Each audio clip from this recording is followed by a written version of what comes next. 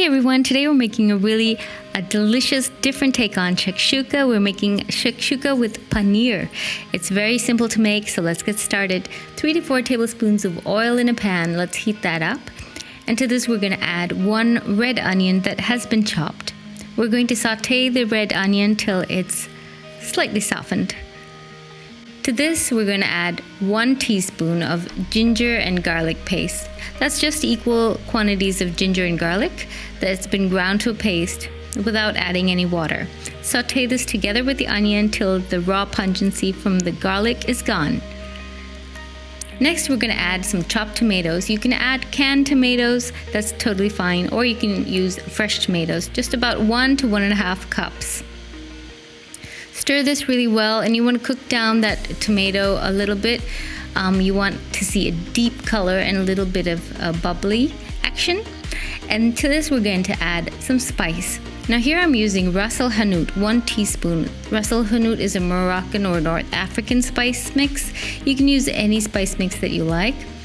And we're also going to add some dried herbs. I'm using Ghormeh Sabzi, which is another Persian blend of dried herbs.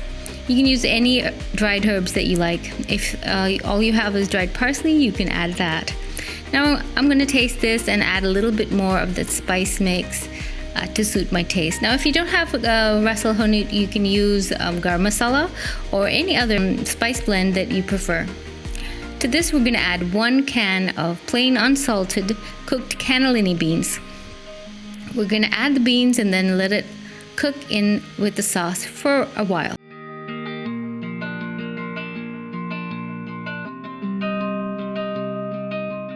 Next, we're going to add the star of this dish. We're going to add 350 grams of fresh paneer cubes. If you don't have paneer, you can also use fresh mozzarella, which is also a non-melting cheese. Just tear up the mozzarella and add it in instead of the paneer. Once the paneer is added, you can taste this, add a little bit of water if you need, and I'm also going to add just a little bit of mild chilli powder, because I like it a little bit spicier. We can add a little bit of water and then cook down till the paneer is cooked and a little bit softened. We're also going to add salt to taste at this stage. Taste and add more spice or more dried herbs to suit your taste.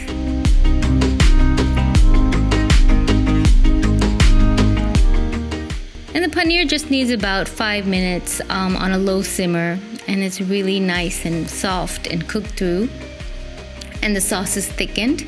At this stage we're going to add our eggs. So you can make just these indentations in the sauce with a ladle like this and just add 1 egg in each of these pockets. So roughly about 1 egg per person will do. Cover the pan and allow the egg to cook just till the white has set. You don't want to overcook those eggs.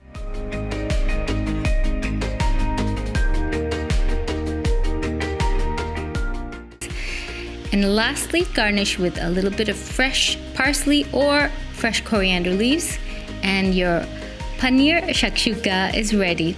This is great served with any flatbreads or even toasted bread. I hope you enjoyed the quick video recipe. Thank you so much for watching, guys. See you next time. Bye.